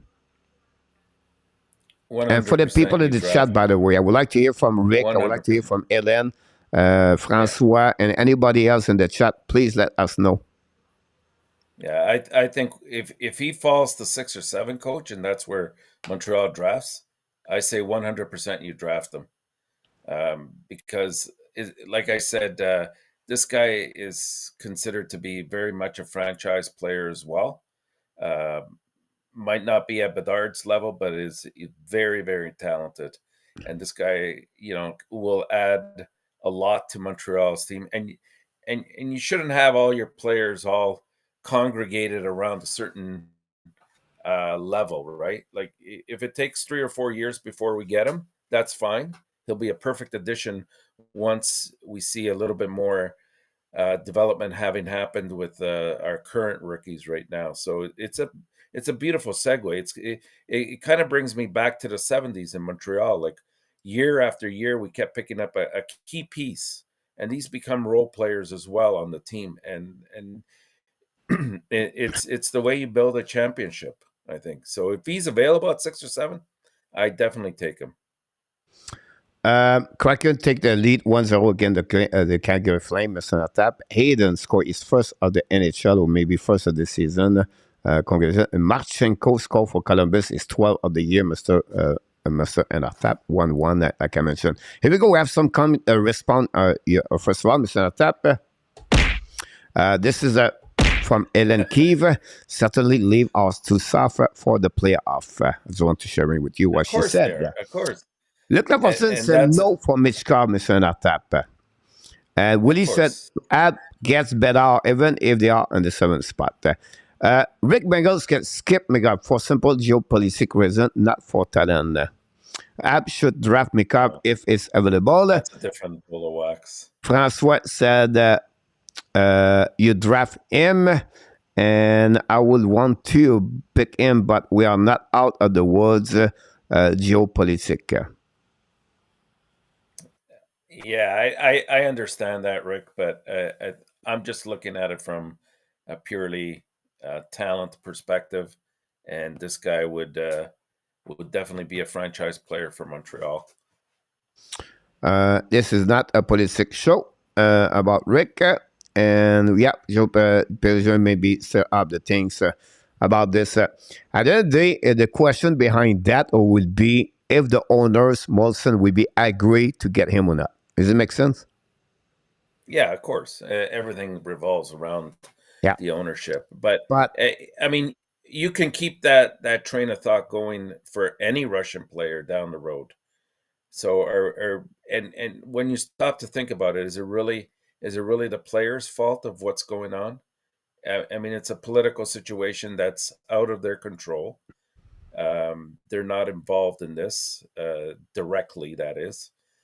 So, you know, you got to look at it from a developmental and prospect perspective, and I think he fits in. For me, I would say to you, you have no choice. You pick right now, maybe the next best hockey player for the next 10 years with Bedard. Yeah. And secondly, I would say to you, Montreal have another pick in the top 12. So that's right. That gives you an idea where you have a solid another pick. So we balance the Montreal Canadiens at short term and at long term. And we don't know what Bedard will do after he finishes his contract. But you cannot let it go, Michkov, number 6. I agree. Another conversation is number 3, especially 4. if they get that third number 1, then it makes it even more of a benefit to do that. Yes. But for me, you go with Bedard, you go with Carson, you go with Santelli, and then you go with Michkov. It's one of them all at the position 6. You pick one of them. Number 5 is really interesting because if it's Montreal and Michkov is still there, but you have possibility of a Will Smith or possibility of a Benson. And then it'll be something you have to look about a little bit more. But look, he said Richard won't let him go anyway. They already let him go. Look, he's already playing sushi right now. He does not play any KHL about that, first of all. Secondly, I would say to you, Kaprizov was the same thing. Kaprizov did the same route. It just takes a little bit longer. They wait until 24 years old about that. If Michkov even available to travel with the team, or could there be some distraction with international play? No. Willie. The best example are Alexei Ovechkin. Make sense? Mm-hmm. All right, let's move on now, guys, for the next subject we have for tonight before we conclude the show. Mr. Hunter, we're going to change the place here, and we're going to talk about IPI right there. Maybe you don't know about this. Rick Bengal will be interesting to hear your answer if you sit in that chat. Really bad news for the Montreal for the NHL today. I don't know if you know this, Mr. Nazareth, but Fox Sport a couple of years ago carried on all the regional TV contract. Like example, they have 15 of them, or 14 of them, or 13 of them, right? Florida Panthers, the Tampa Bay Lightning, Arizona Coyotes, the Nashville Predator, the Minnesota Wild, and I can go like this. Exactly like at RDS in Montreal, or Sportnet, or TSN, and its friend location. So 3 years ago, the Fox Sport got bought by the companies called Bally Sports. It's not only guys in hockey. It's the same thing right now. The problem is with the Major League Baseball, and they have, of course, the league. The soccer the soccer, I believe it is. It's not the football MLS is not involved. Football is not involved. No. Okay. Now, what happening last year? The Washington Capitals started their own live streaming. It's called Washington NBC Sport, whatever is under NBC, but is their own live streaming. Anyhow, the Bally Sport are going to be on bankruptcy right now, and it's about $596 million, I believe. This is the total of this money, and they don't know what's going to happening for the next couple of weeks. They still negotiate everything like that, and maybe going to get bought. What we don't know yet. But what's the effect, Coach, about it? What the reason? Because it could have an impact major on the salary cap, Mr. Natap. And that's what the problem is right now. And that's, I think that's the trepidation with a lot of teams in terms of spending more money that they realize they may not have down the road. So that could affect where they go at trade deadline time and also during free agency time. Well, it's more about the salary cap because they don't know how much money they're going to get next season, right? If you're going to drop 1 million, 3 million, or 0 million, or 0. So it'll be something we to have to follow up. I just want to share that this is a big news in the hockey world business and the sport business, not only NHL, affect other league and major league about that. So I just want to share with you. 1-1, the Flames just tied the game. It's on that. 1-1, the Jacket Canucks at 2-2. 3-game live active right now. Takes care of that. So about this, yes. So what happening? Look, he left the CSKA to go play for that team. That was my point. Look about this. Welcome back, Mr. Alexandre MEILLEUR. The DABERNAK, Mr. Natap, is another solution. And the reason I want to bring the DABERNAK is a bit like Bally. The DABERNAK looking for an extension. Is RFA next year is going to get $9 million. The negotiations are dead at this moment, and the problem, Mr. Natap, is because the team with management. No movement with the sell of the team.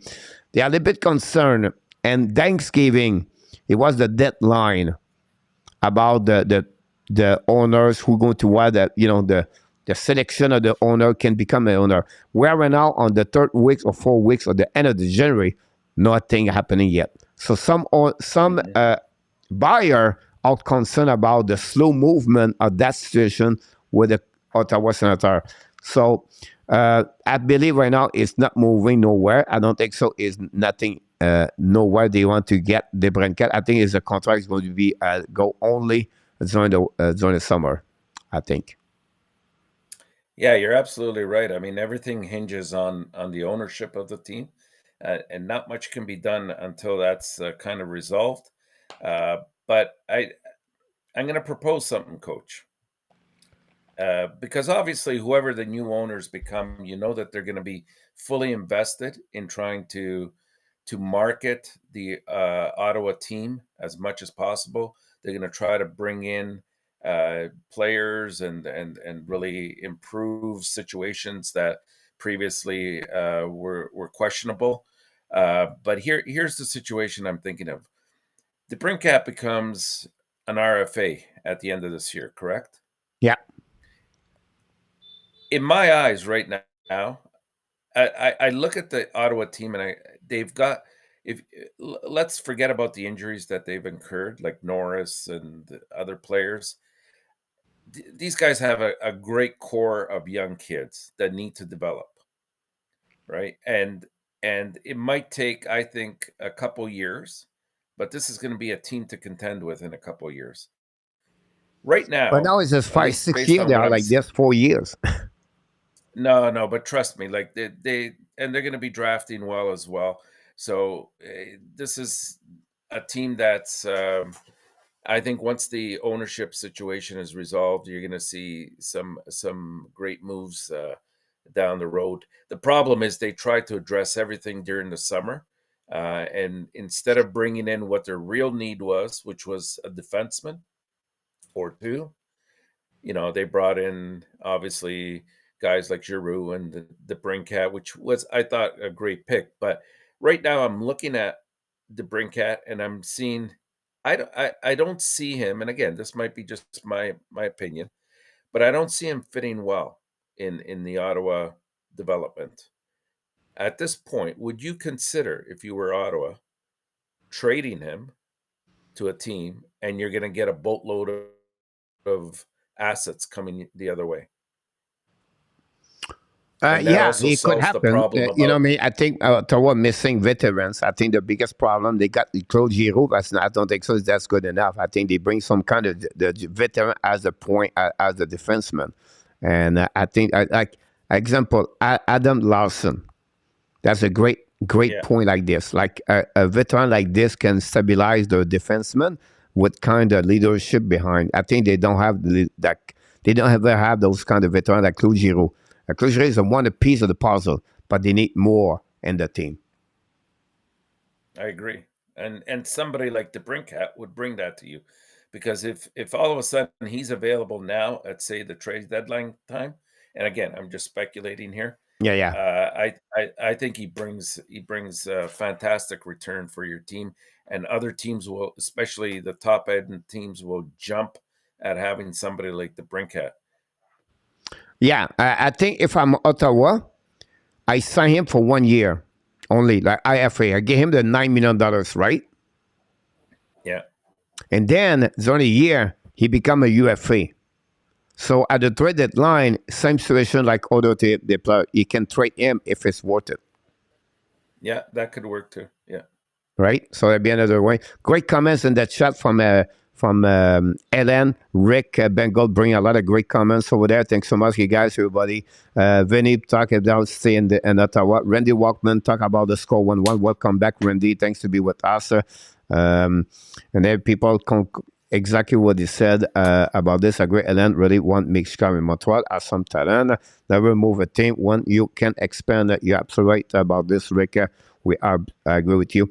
The Max Strom situation, I want to share it with you, Mr. Natap. Max Strom situation, really painful. We talk about the beginning of the season, Jack Campbell, and we have some kind of disappointment around the league. Some players did not reach their full potential. We did not expect what it was expected at the beginning of the season, right? And it's one of them. Max Strom is not there anymore. He have a really difficult year so far, and that's maybe it's not because only him, but it's one of the reasons why the Calgary is not doing well overall. Yeah. Right? It's not only him, but it's one of the reasons. When you get him like a goaltender number one, $6 million plus, and I can go the lost his job right now. I think Vladar is losing his job. I think they put him tonight because they expect them to beat, possibly to have a better fight against Kraken with Vladar versus Max Strom. But what is next over there? It's not easy for the next move with Max Strom. Still have a couple of years over there. It would be better to him to give him 2 weeks. I think the All-Star game will help him maybe to recovery. It's not over, but it's not looking good for him. He's still not, I don't know if he recovered from the Edmonton playoff last year. No, you're absolutely right, and that's when we saw the kink in the armor, right? Like the fact that he had a very disappointing playoffs, and you're right. I think that's extended over to this year. You look at a game like yesterday; they gave him the opportunity. It was a perfect situation because you're playing Chicago, and Chicago had, I think, if I'm not mistaken, they had somewhere around 20 shots in the first two periods, and yet the score at that point was already 5-1. So basically, you've taken. I know that Calgary scored, or actually they didn't score. That was the final score, 5-1 as well. But you taken your team right out of that game against the team that you should have, at the very, very least, had 1 point, but definitely two, in my eyes, anyway. So you can't have that right now. He reminds me a little bit of Campbell from the perspective that I think a lot of that is in his head, and but it's not all mental here, Coach. I think if you looked at the analytics, I know he had a career year last year. When you look at his average, you look at his goals against, and he's obviously made the money for that. But it didn't jive with the stats. And if you looked at his past performances in other years, they were good, but they weren't great like they were last year. And what we've seen is a little bit of or maybe a lot of regression in this case, to the point that Vladar now is being entrusted with the duties. Yeah, when you watch the Calgary Flames, I did a lot of game watching them. It's like, what happening there? How this goal, how this puck go in? Like, why did not, like, he gave Yeah, at least one bad game yeah. every time. So it's just like, wow, like, again, he did it again. Like, how this puck go through him? So Renee saying about Max Strom, everything like that. We're going to consider with another subject, Mr. Natab. We'll be a bit far up on this one over there. But look, there are 5 teams on the board. 5 teams are going to become sellers, and I want to mention if you think they will trade or not those players. Let's start with the San Jose Sharks. You said yes or no. If yes, what do you feel? And return, what do you think about them? So first of all, Erik Karlsson, San Jose Sharks. Do you feel he's going to be traded or not? I believe he will be. I do think something will be worked out, and that's the best thing that could happen for San Jose as well in terms of their rebuild process, because this guy built up his value as much as it can be, especially when you consider he's in the not in the Vezina but in the Norris conversation. So yeah, this is the perfect time to try to get rid of him and his contract. And again, it's not so much the money, Coach, it's the term of the contract. Like, I think he's still got 4 or 5 years, if I'm not mistaken, on that contract. Oh And yeah, so 4 years, minimum 5, maybe eleven point yeah, five million yeah. dollars. And that's the real problem. Yeah. But I think it'll happen. I think a team that's desperate enough for a solid puck moving defenseman with his attributes to offense. Defensively, he's okay. He's not great, but offensively, this is the quarterback you want on the power play. It's the guy that'll log a lot of time for you. Um, yeah. It's funny. I watch. It's rare you see Sutter laughing, smiling. He's just smiling, but maybe the girl behind the bench. I don't know. But I suggest about this. Rick confirmed Shane Wright is still out. We wish the best for Shane Wright. We don't want anybody get hurt. And I don't know the gravity of the injury. He did not play again tonight, so we have to follow up. Thank you, Rick, for the update. The price is high to Carlson from Vinny It about is. this one there. The people answer to you. Many, welcome back in the house. Thanks to be with us. Don't forget the guys to click on the likes. And the If there's next a one, if there's a Timo team Meyer. if there's a team that can do it though, Coach, it's Buffalo. And guess what they need? They need defense. So that would be a huge, huge push for them.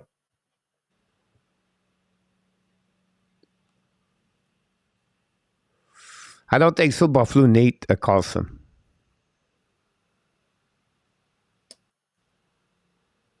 I don't know. They do need I will tell defense you though. why, Mr. Natap. And the Flames just take the lead, Mr. Natap. Toffoli just score. What I want to mention to you is this part. Buffalo have power. Yeah. Rasmussen, OGRU, Mm-hmm. Dallin. They have Bryson, whatever his last name. And then they have two or three behind that. What all the name I mentioned to you? What is missing? Right-handed defenseman. Yeah, possible. But what they are missing? If you mention all the name I just mentioned to you, Size. toughness, Yeah. right? And I think a guy like example like Danev for Calgary Flames. That's what he's Yeah. missing. A defenseman like him to bring that on the table. So again, it's not again you. I just feel for Buffalo, Yeah. Carlson No, not going to I helping understand. them. They already have the quarterback. They already have the dial and everything like that. They need toughness at the blue line, and whatever you come, you find like find me player with that kind of. Maybe like a lead shack example for Seattle Kraken example. I just kind of Hmm. player like this. Does it make sense? No, totally, totally. I was just looking at it. Who can afford it? I mean, the only other Yeah, yeah, team that yeah. can afford it, Afforded maybe, money, no problem. Buffalo have that kind of money. Now, when we heard San yeah, Jose are willing to pay maybe all 50% of this. for the entire contract or just for Yes. this year. No. Oh Entire well. contract. So if you think Oh, about this, that that's pretty good. Carlson then at it's worth $6 it. million, 6.5, whatever you call them. That's not too bad at all. The Canucks take the Yeah, lead 2-1, and the Flame take the lead 2-1, Mr. Natap. yeah. So, Canucks. Mezal scored to the night first start in the game, all over the ice. The great, he struggled a bit, Rick, the last couple of weeks. I'm glad to hear that for him. Timo Meyer, Mr. Natap. Mm-hmm. Amazing. Who- That's the big fish in the at trade deadline time. I think whatever team gets this guy is it's going to make resounding benefits to their chances of going far. And we kind of talked about it, but who can pick him up? Wow, I would have to say, hmm, I mean, he'd be a huge addition to Carolina. We were talking about earlier. I just don't think that they can make it happen financially. They'd have to Another give up team on that something. division, Mr. Natap. New Jersey, Yeah. you're thinking? Yeah. Yeah, I really yeah. believe New Jersey guys going to make a big splash. I don't know who. I don't know what they get. I think Bovat not going to be the solution. I think they need a winger like Timo Meyer, and I think it'll be an amazing, great set for them. But do you not think that New Jersey has the same need as Buffalo in terms of defense? They No, have some very good they have defensemen, but Graves over there, Mr. On top. They have they, Solid over there. they need some muscle though, I think. No, and Some Grave size and is muscle. there. Ryan Grave is a big guy over there. Yeah, that's one guy, yeah. But for the playoffs, If you think usually you about need that for the 3, playoff, 4. Mr. Tap, you have Hamilton, right? I understand his point of view about Hamilton, but you have Grace, you have Marino, 6'4", 6'5" over there. You know what I mean? They are built on that one. Now, a guy like you just mentioned that were helping them, maybe Luke Shine, Oh yeah, Luke Shen right? would A third definitely help. pairing defenseman like that. That way, I agree with you on that one. Yeah, Yeah. definitely. That about this one over there. So I give them Daniel for Thompson, Randy about this with the Buffalo Sabre. Luciano knock the door. Florida Lassa calls me be happy. Yes, I am, Mr. Luciano, about this one over there. We'll go to real quick, Mr. Natal. We'll try to get out in 5 minutes, so we'll move on to the the Frenchy quiz. St. Louis Blues, Coaches Tarasenko have. and O'Reilly. Do you believe both of them are will be moved out or not?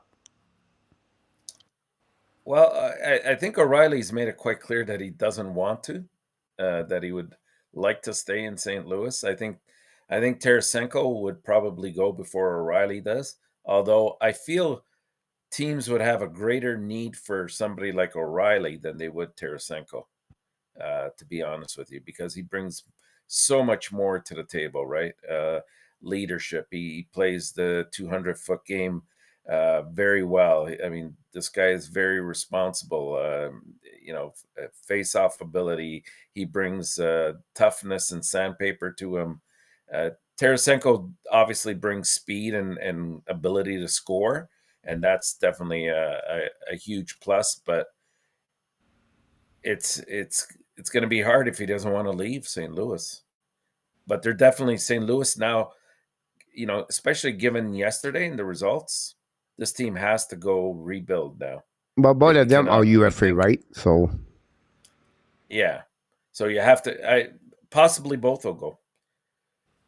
The yeah, problem is the no trade clause that Riley has, right? So he would have to prove where he goes yeah. But at the end to of the the day, they destination. feel they're not going to come back anyway. They will figure out something else. They're not going to make the playoff. That's a big plus there Yeah. for They're them to definitely accept to go sellers. somewhere, right? Then we Yeah. have the Chicago Blackhawks, Taze, and I just want to mention Taze and Kane are going to decide the next 2-3 weeks their case. They are all both of them. They decide what they want to do. They have nothing else. Nothing going to trade them. They're just going to decide if they want to leave or not. So there will be something to follow with the Chicago Blackhawks. Which team Nate O'Reilly the most, Mr. on the top? Well, wouldn't Toronto love to have him? That's those attributes I just spoke of. That's exactly what Toronto's lacking. You know, the, I don't think it's a coincidence that guys like Marner and just recently Matthews are getting pushed around, and in this case Matthews hurt because there isn't that team toughness on this on the Toronto Maple Leafs. So that's one team that pops to mind right away. But I'm sure he can fit with anybody. Any team could use a Ryan O'Reilly. I agree with you about this one. Do you feel like, I think for me, Monahan is a similar at O'Reilly about the skill and the talent. Like they play a solid goal Mhm. 200 game. The face off is excellent. They play on PK. They play on power play. Of course, O'Reilly is a little bit more physical, a bit more right. They have an amazing, great shot. But I think Monahan is similar at O'Reilly at lower cost. That's the reason I believe Colorado could have him. Yeah, yeah. I see. I could see that from an offensive perspective. Yes, leadership. No, I think O'Reilly brings that But intangible yes, I agree with you about this Monahan one there. doesn't. And he sent O'Reilly to Vegas. No, Vegas have a really difficult time with the money of LUCIANO. They not go there. Now, it's another player we can mention earlier. We talked about MEILLEUR. I think O'Reilly could fit with the Devils. Again, he would fit with anybody, coach. Yeah, I yeah, really yeah. think he's Your that point of kind of view. a Now, player. I think you sign a Yeah, guy you trade for O'Reilly, Mr. Tap. You have to be sure you can sign him, not only yeah. for Oh, rental yeah. players, Absolutely, absolutely. right? Like you don't want to mess around if you're going to lose him at the end of the year. I don't know if he get a phone call. He said, "Hey, Ryan, my name is Kevin Adams for the Buffalo Sabres. Would you like to come back with the Sabres next year? We are a Let me better think team about now. We are a better team. When you left, you did not like the Sabres. You called us that. like the Mighty Ducks. But now, are you ready to come back to the Sabres? Will be The interesting about Pegulas will welcome you. that. We need them Open to arms. on the docket. Arizona, do you think Chick run, or do you think they will make a big splash with the Chick run or not? Honestly, they have is only one. We can talk about Big Stad or one of Kobe Shire. It'd be hurt, but really a Chick run. Do you still want? Do you believe he would be at the Arizona players at the trade deadline?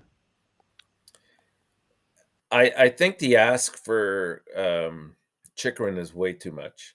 I think if they can adjust and come down a little bit in terms of what they're asking for him, it could happen. The problem is Spear, and his injury has really put a sort of a wrinkle in the whole situation because outside of him, they have nothing else now. So if Gostisbehere is gone for the year and Chikrin is then traded, I mean, maybe they want that. Maybe that's the perfect way to tank, right? So it is. I guess it is possible, but there's no urgency unless they they can bring down the price a little bit. But I think it's ridiculous to ask for three. I think it's three firsts and a prospect and a player. Like that's just too much of an asking price. Yeah, I'm sorry about that. Mr. Top, at the beginning of the week, Monday, the FLATER was 18. They are now 21. Good. And keep If going. Detroit win tomorrow, they are 22nd. Who's Detroit playing tomorrow?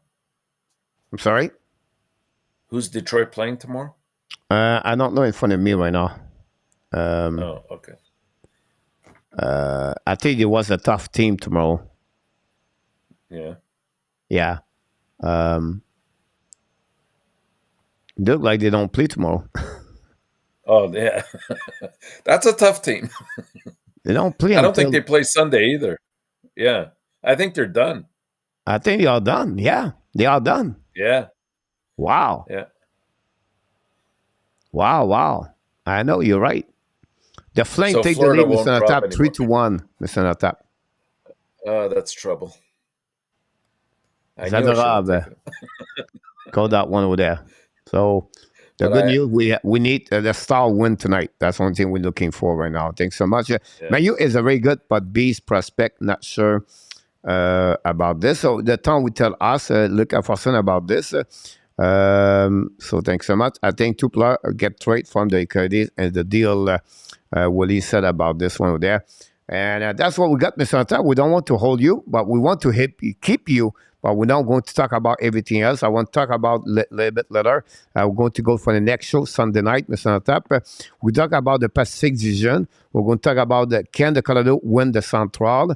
And then the next destination for its fun players that we have here, Mr. Natap. We're going to talk about this next week, about that. For that one. So, Mr. Natap, we're going to finish here at the quiz. Tonight, we're going to have a 5-question. We lost you behind the cam. Don't worry. We'll come back here. That's okay. It's okay. There we go. We're going to Mr. Natap. It's a lot over tonight, so I want to keep it very simple. So it's going to be not complicated. Guys, we're going to go there for the next 1 minute. We'll be out at 11 o'clock. We promise, Mr. Natap.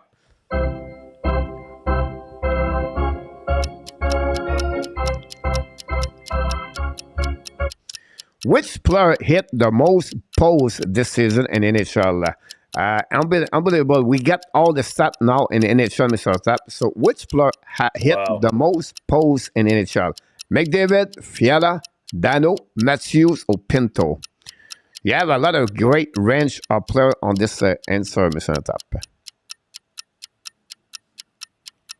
Wow. That's a tough one. Unless you watch all these games. Yeah. Or maybe you have to trust the coach. What he did, coach? He said give us the easy answer, he give us the one no expected. Oh, man.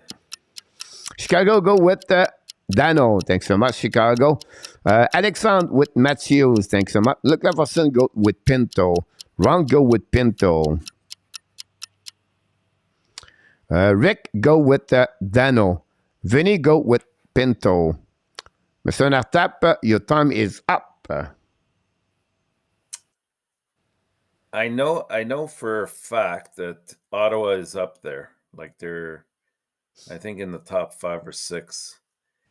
Daryl Broom is in the house, Mr. Natap. Daryl, welcome aboard, Daryl. Hopefully, don't forget to click on the likes. Welcome aboard for the first time. I'm going to go with the Ottawa Pinto. E. Pinto, Mr. Natap. Oh, my God! You have a second option, Mr. Natap. What it would be your second option? I don't know, Willie. What should it be? What did Willie go for? A C? Okay, I'll go with C. Philippe Dano. Awesome, Mr. Natap. Oh, my God! What would be your third option, Mr. Natap? Yeah. No, I was going to say Matthews, but... Mr. D. Randy Walkman, go with D. Thanks so much. Oh, my God! What would be your fourth option, Mr. Natap? Fiala. Fiala. Oh, my God! Oh, my God. We're going to give you the automatic. It was the easy answer, guys. It was Connor McDavid and Mr. Natap. Are you kidding me? Feel good because nobody got it. Oh, good. I knew I would point, like I said, McDavid, maybe people would think it's too easy with him. He got 10 posts in the beginning of the season. So many goals. So, yeah. Wow. Question number 2. No one score on that one.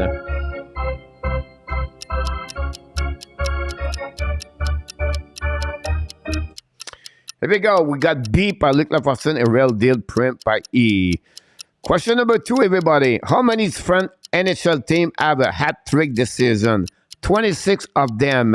Talking about teams, they have at least a minimum one player have a one hat trick. Is it under, over, or answer? Is it 26? Okay. How many teams have a minimum one player with a hat trick this season? Under, over, or exact of 26? Chicago go with the exact. First one of the night. We have Mr. Alexandre Meillleur go with A. Ron with B. Daryl Brown with B. Thanks so much. Thanks a lot for taking my first answer, William Snyder said. About that one over there. Hey, Willie. Then Rick Bengal go with under. Thanks so much, Rick. Willie Snyder exact. Vinny with A. Luc Lafortune with A. Real Deal with A. Thanks so much for all the answer we got so far. The time is up for Mr. Natap. What will be your answer? How many different teams have a hat trick this year? Nicolas C. 26 sounds a bit high. I'm going to go with under A. Under, Mr. Natap. Congratulations. What will be your option number 2? Oh, I give up. Willie, what should I take, Willie? Willie said exact. Okay, I'll go with exact. Thanks. Oh my God! And for the second time back to back, the answer is B, over, Mr. Natap. Wow. And this is the answer, this one over there. We have only 2 people got it. Mr. Daryl Brown, new player in the house. And then we have Run with Kings, take the lead at 1.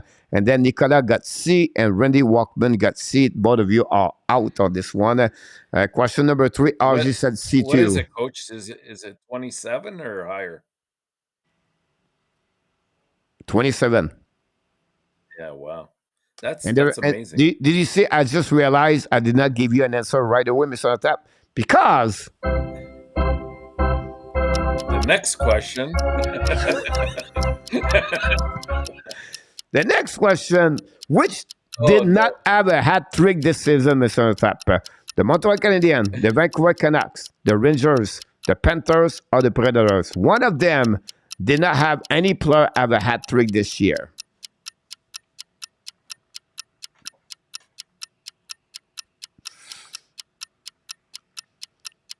Would be interesting who people have an answer on that one. We have only 2 people take the lead. Daryl Brown and Run with Kings. Chicago would go with the Canucks. Chicago is love. I love it. He's quick. He's right away. Just go right away with the answer. We have Nicolas go with the Montreal Canadiens. Alexandre Meillleur go with the Montreal Canadiens.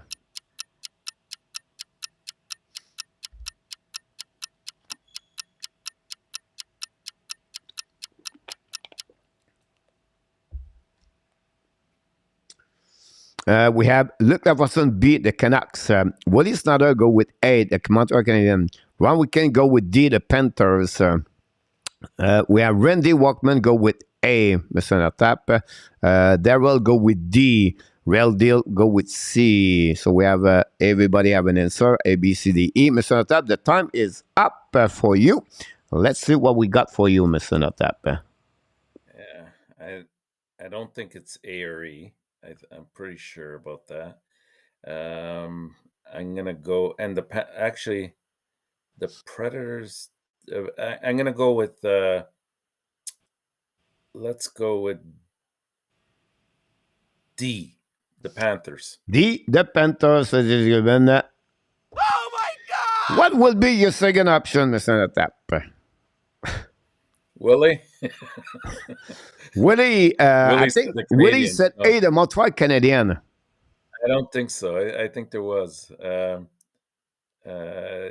think let's go with the Rangers. No. Okay, the Rangers go.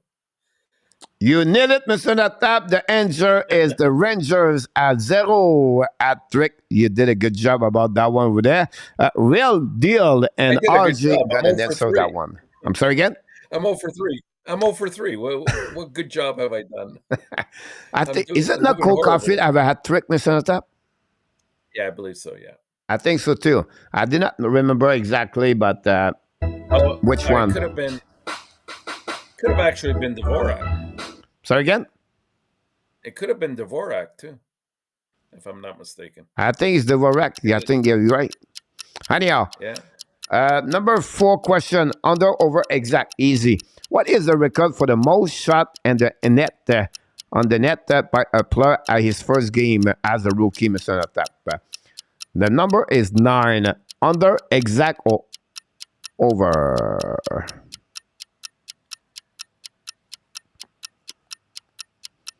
Yeah, it was Dvorak. Alexandre confirmed, Mr. Natap. Yeah. Good point about this. Chicago would see, man, for the 8 game, I don't remember a single Ati Willie Snyder. Alexandre, go with under.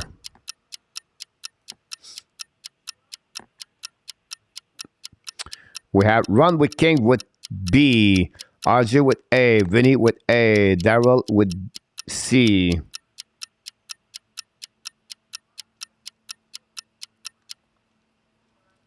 And Real Deal go with C. Nicola go with B. Thanks so much, Nicola, on that one over there.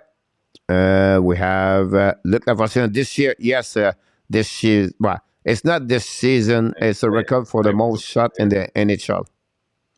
Rick go with over. Williamson go with exact. And that's what we got so far. Randy go with A. Willie with C. Mr. Natap, you are up. I'm going to go with B, over. Over, Mr. Natap. Randy Walkman go from A to D. Here we go. That's a good point out right there.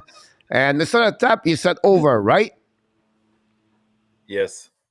Oh my God! What would be your second option, Mr. Natap? Here we go. C, exact. C, exact. Oh my God! What would be the next option, Mr. Natap? And we have Alexandre Meilleur is right. 2 days ago, Greg did it this week with Montreal again. It was not again Montreal. It was again the.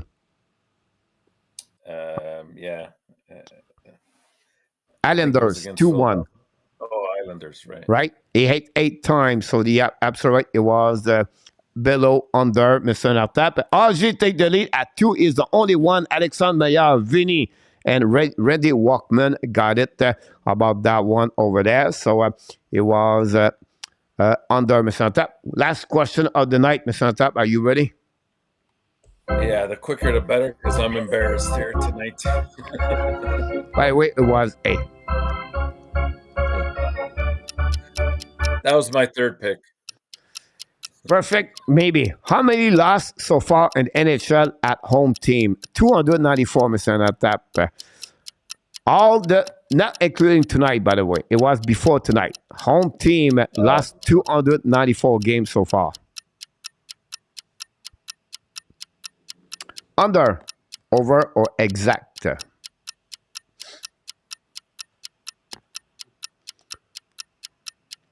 Chicago will go with B. Chicago, if you are right, at least you have one good answer. If you're wrong, you're 0 and 5. We don't want to tell anybody, just between you and me. Willie Snyder follow you, and after follow you, one of you follow each other because both of you are 0-4. Alexandre Meilleur go with B, over. Thanks so much. Daryl Broom, B. Thanks so much. About this, RJ go with C. Thanks so much. RG, we have Ron with King with A, Vinny with A, Luc Everson with C, Real A, Nicola A, Brandy B. About that one over there. And we have the time is up, Mr. Natap, for the consolation of your evening. Can you get out here with a one good answer or not? This is the one about that one over there. I can waiting for Mr. Willie Snyder. I don't get his answer yet, Mr. Natap. I know. He doesn't want to give me a wrong answer yet again. Yeah. You know what? Usually You go with A, Mr. Natap. I'm not buying it, Willie. Sorry. Usually coach always throws an exact in there, so I'm going to go with exact, but I have no idea. Oh my God! You find a way to get one tonight, Mr. Natap, at the last second of the evening. Mr. Natap score, but the winner, Mr. Natap, tonight with 3 and 5. We have to go with the update of the night, Mr. RJ Calabro. Way to go, RJ. RJ, the winner of the contest tonight.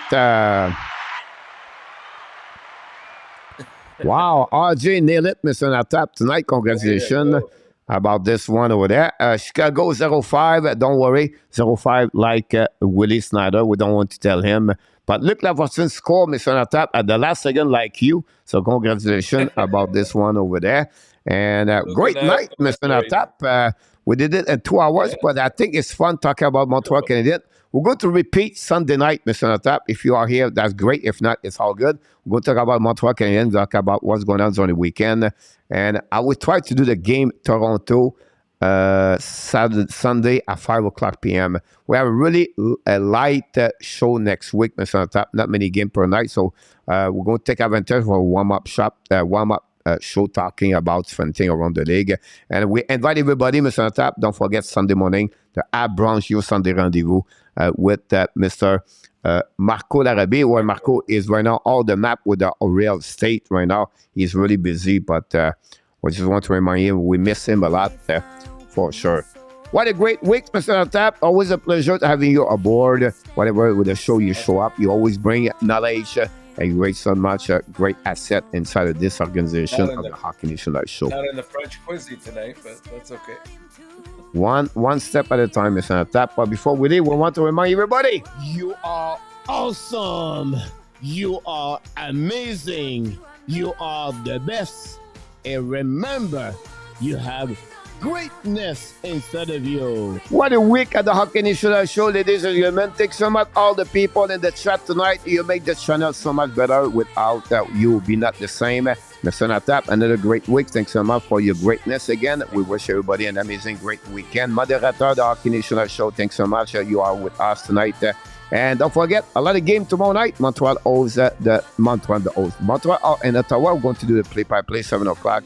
Until then, my friend, be well, be held. Find a way not only dominate your day, find a way to dominate what, Mr. Natap?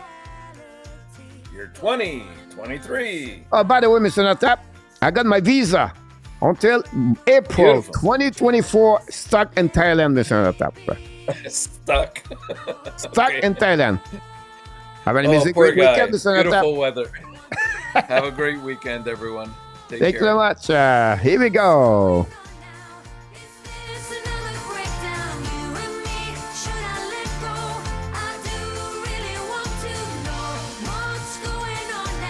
Thanks so much, Nicolas de Bourbon.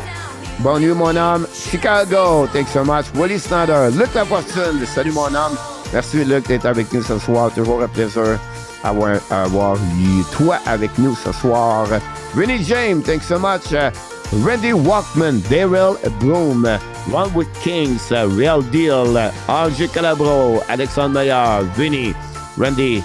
And Luc Lafortune, and many Rick Bengal, of course, and many others. Have an amazing, great weekend, everybody.